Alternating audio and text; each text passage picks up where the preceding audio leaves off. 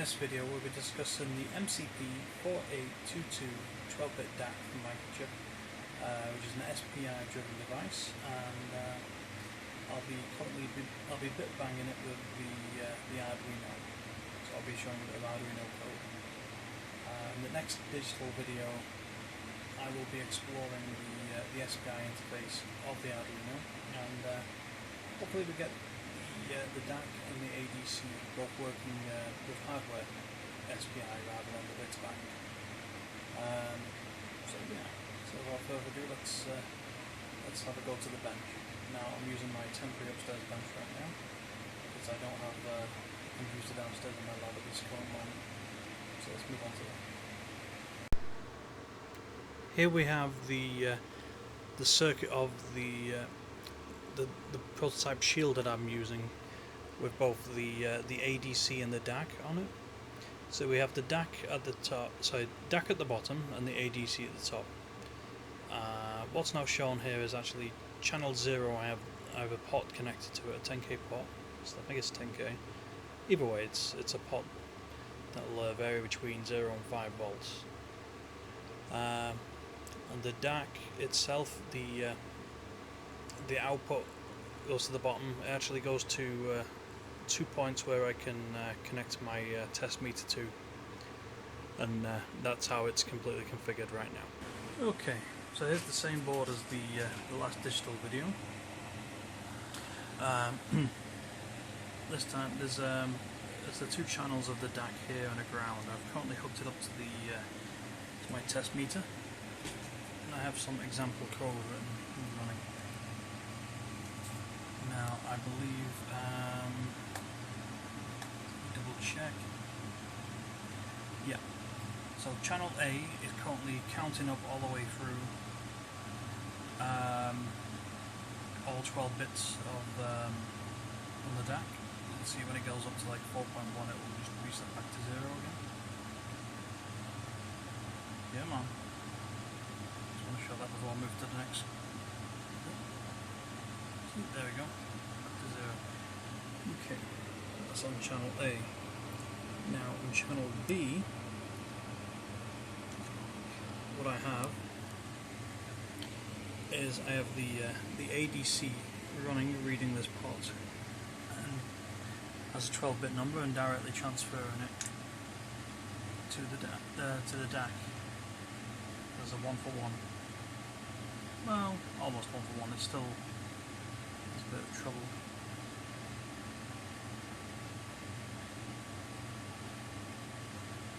Where the averaging is a bit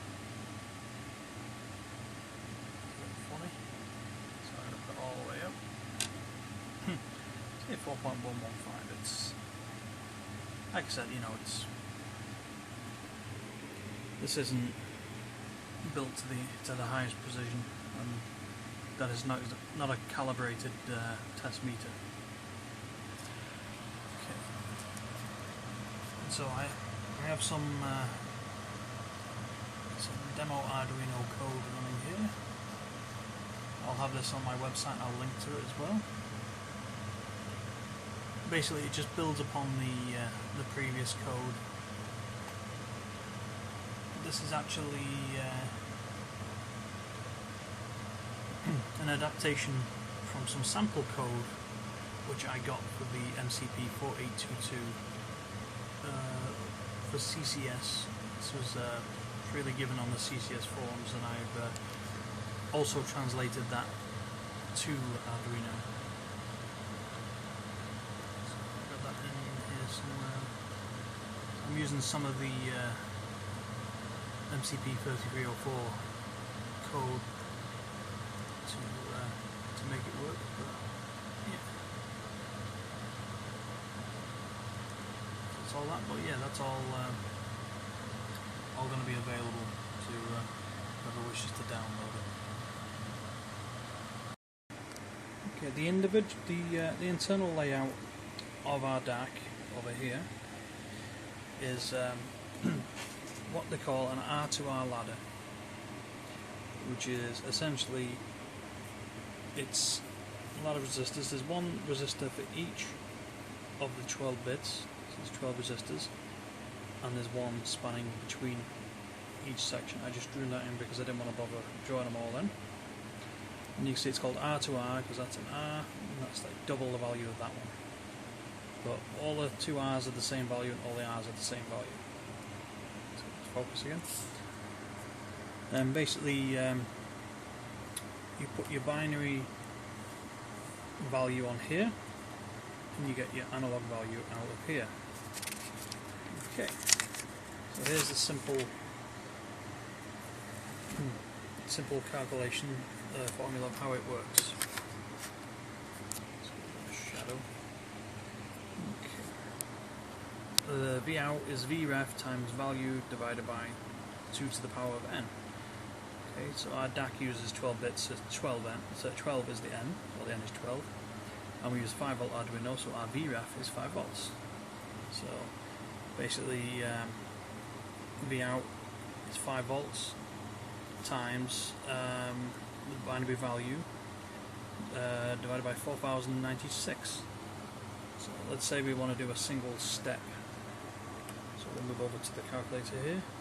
So 5 multiplied by 4096 1 over equals, so we have 1.22 millivolts.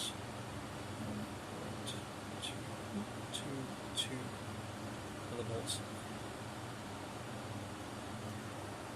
And that is our theoretical output for single, the lowest first step. The lowest step would be 0. But for one step, that's that. Now for full scale, so it's 5 volts times all 12 bits, it's 4095 divided by 4096. So 5 times 4095 divided by 4096 is equal to 4.998. So yeah, so that, if you do it to like a couple of decimal places, it's just basically 5 volts. Now,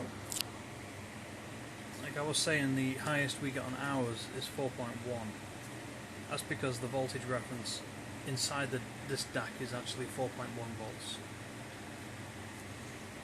And that's the only difference. But I could work out the same thing. See, 4.096 times by 4095 divided by 4096 is equal to, I think, 4095, which is the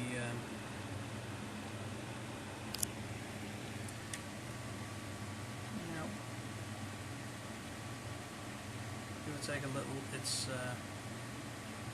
basically what we're getting on here, but like I said, none of this is calibrated, and yeah.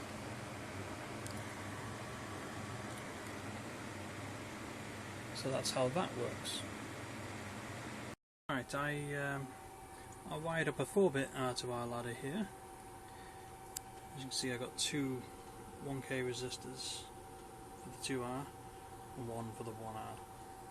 I got the power supply set at basically 5 volts, and right now I'm just measuring the reference voltage. So let's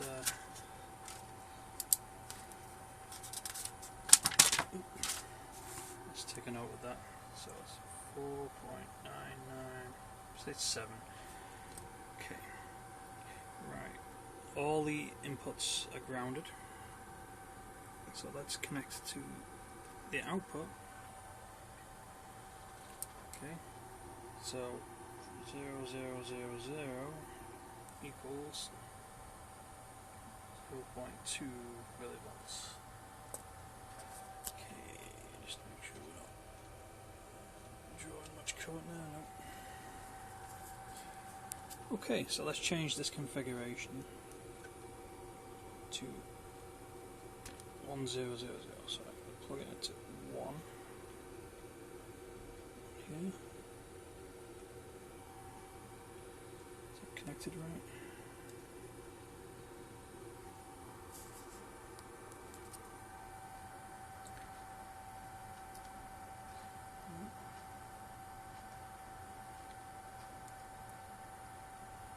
It's not working now. Come on. Let's try.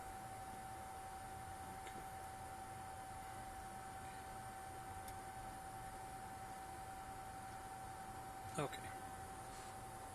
So I put that. So we're now at 0001 equals 231 millivolts. Let's say. Okay. So let's change that now to.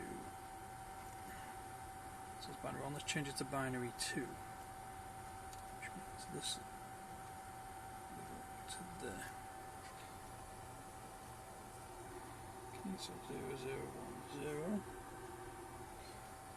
is equal to 582.8 millivolts.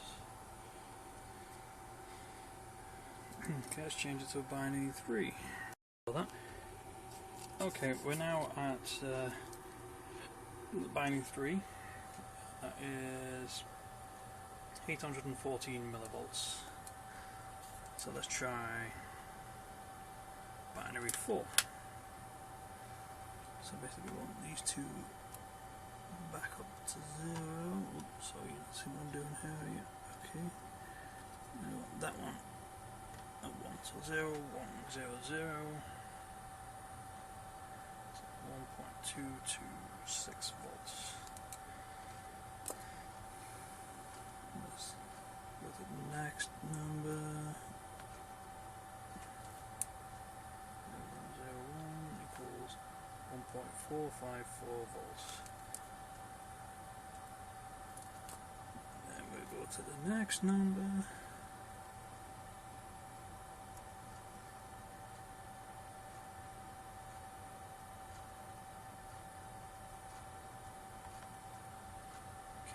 That's 0110. So it should be 6 in decimal.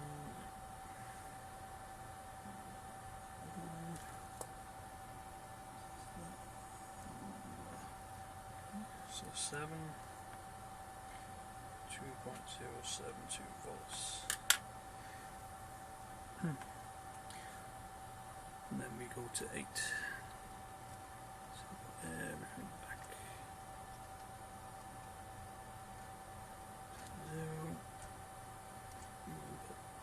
There we go. So 1000 equals 2.464 volts. Alright.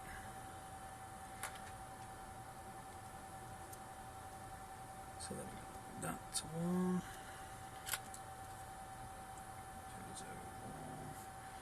2.709 volts. So I'm going to have to scrunch the numbers up a bit. Okay, so that goes up, that goes down. So now we're at 3.062 volts. 1011 equals 3.292 volts. So 1100. So I'll put those two back to 0. These two to 1.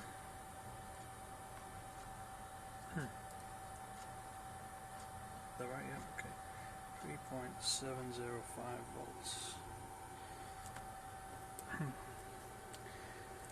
So we want 1101. So that's 110 and this one goes to 1. 3.933 volts, so 1110. Really there, so I'm just going to switch these two around. 4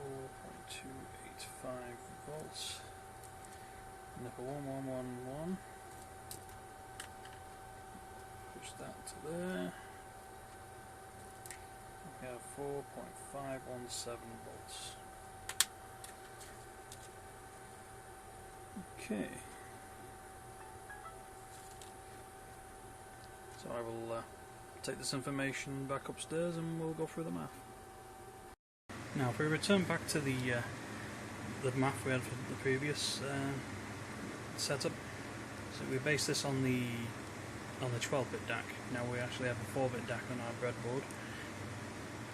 So usually 2 to the 12 is 4096, but 2 to the 4 is 16. So this has changed. So for a single step, let's do the calculation for that. So it's 5 volts times 16. It's 1 over 16. So therefore it's 3.125 millivolts per division. Perhaps if the pen works, 3.1. Okay, we're getting 312.5. Let's write that a bit better. 312 millivolts, 0.5 for the first step. So with step 1, we were getting 231. But they keep in mind, you know, not ideal. Actually, my first mistake, I should take that into account first. 4.997 times 16 over. Yeah, so it doesn't really make that much difference. It's still 3.12. So yeah, 3.12 millivolts. We got 231. Yes, there's some variation. My meter's not calibrated. There weren't precision resistors. You know, these kind of things. But it's roughly within the scope. So that's 312.5 millivolts is the calculated. Now, so the calculated full scale, which I've got, is this. So it's 5 volts multiplied by 15 over 16 equals 4.68. 4.6875. So 4.69 or whatever volts. 4.69 volts. So this is a little shy of it. About 100 millivolts shy, and that's about 100 millivolts shy, so yeah, it evens up. So basically we could just pick a random number, say let's pick this one here. Now we can put the calculations up here, so it's 1, 2, 4, so that's 4. 5 times 4 over 16. 5 times 4 over 16. That's 1.25 volts. 25 volts. 1.25 volts. That's what I get. Yeah, pretty close. And that's basically how the DAC works internally. Basically using an SPI I/O expander basically inside the chip to put the voltage into these inputs on the ladder, and then the output comes out. Now I believe there's an internal op-amp. Well, there was an internal op-amp in this one to set the gain by 2 or by 1, because it's actually when you put the gain by 2 you get the 4.096 volts maximum output, because it's selectable. But yeah, now the MCP4822 actually has 2 of these DACs built into it, so which gives us 2 channels to do whatever we want really. So for what I'm using for is one for the voltage set and one for the current limit set. Now, I just dug this board out. This is an older version of my old design. See, that was when I was using the 2N3055. Now, if you look on the back, I got surface mount resistors on the back, and this was a 10-bit R2R ladder. I don't have a populated board with me anymore for some reason, but this is the only board I have left. I like to keep one of every board that I make. Now, the R2R ladder formed flawlessly on here. Looked quite well. It went off to an op amp, and then went out to the voltage control circuit. Now, unfortunately, this didn't have any current control on it. It was still in the early stages, and but yeah, it worked great. But that used 10 pins on the MCU, and when you're trying to keep things compact, that's a lot of pins. And so basically, if I wanted to do current as well, I'd need to use another 10-bit resolution, and that's a lot of pins and not very much resolution. So a professor at the college was using the MCP4822. Actually, he was using the slightly different version, but I went for the 4822 because it's 12-bit and it has 2 channels. I wish they made one with 4 channels, and then we could do some more fun with it, but you know, it's SPI, it's 2 channels, and yeah. So now we have the ADC and the DAC working together. Go into an output. Let's turn that on. And basically, this is part of the digital control for the circuit. So now we can read current and voltage back once we get the circuitry all sorted right for that. And that gives us 6 spare inputs. So one could be for the pot if we're doing pot based, we can do a pot for the voltage and a pot for the current to sense for the user input, and also some temperature sensors. And then we got the 2 outputs, one for the current set, one for the voltage set. And then that will go off to our next set of circuit once we get that circuit running. Okay, so basically this is the end of this session. I'm sorry it took so long to get this out. I've had quite a lot of stuff I needed to sort out. I've had physio appointments to go to. Okay, so the next video is going to be another analog one, which is going to be the LM317 variable regulator. A lot of people are big fans of that, and I'll show you that working, and I'll also explain how to use it, and I'll also explain why I will not be using it in my power supply design. Dave Jones and Martin Lawtons have also been through that as well themselves and described why they don't use it, and it's the same reason for me. But that's for that video. The next digital video, I'll be exploring the SPI features of the Arduino. Hopefully getting to grips with communicating with these chips. Even though these are bit banged, I actually put them on the SPI pins on the Arduino in order to experiment with the SPI functionality.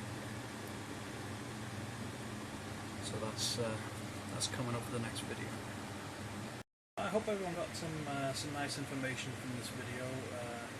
I'm sorry it's been a while since I've recorded any videos. Like I said, I've been quite busy. I've a lot of physio. I had a bit of a relapse with my recovering my knees, but I'm back on track. Hopefully the videos are back on track as well. I've got some more spare time. I'm currently on leave again. So this video will be going out. Hopefully I'll have another couple of repair videos going out. I do have some headphones and a mouse to repair. And yeah, so hopefully we'll get the next video out soon. And a few people are looking forward to seeing that one. So yeah, thank you for watching, and if you haven't already, please like and subscribe. Goodbye.